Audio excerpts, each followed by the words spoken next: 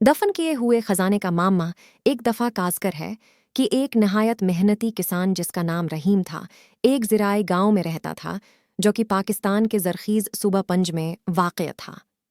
रहीम के 4 बेटे थे। इनके नाम थे अकबर, असगर, नासिर और बाबर, जो कि चारों में सबसे छोटा था।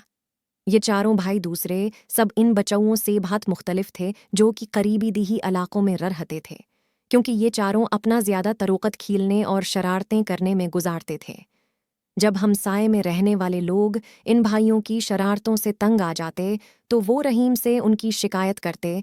तब वो सब शरारती भाई भूले भाले बन जाते और वादे पर कायम रहने का इरादा कए बगैर हमसायों से माफ़ी भी मांग लेते।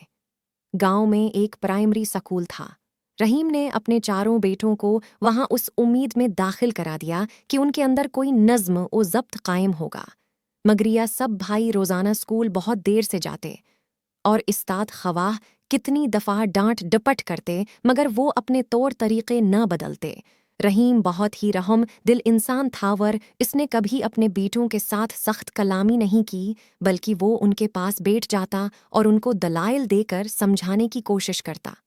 प्यारे बेटू, रहम दिल वालिद ने एक दिन बहुत प्यार से कहा, तुम लोग अभी बहुत कमसन हो और अपना तमाम वक्त खेल कूद में गुजारते हो, लेकिन अगर तुमने इस उम्र में मेहनत करना न सीखा तो जब तुम लोग बड़े हो जाओगे तो कुछ भी करने के काबिल नहीं होगे। सब बेटे एक ज़बान होकर बड़े जोश से कहते, अबाजान, आप बिल्कुल फ़क्र न करें, हम बहुत जल्द सब कुछ सीख लेंगे, हम वादा करते हैं। लेकिन जैसे ही उनके वालिद उन्हें एक और मौका देने के लिए राज़ी होते तो चारों भाई अपना वादा फ़ौरन भूल जाते और जल्द ही अपने पुराने तौर तरीक़ों पर उतर आते और वो जद्दर भी निकल जाते, शरारतें करते, तबाही और बर्बादी ढाते नज़र आते।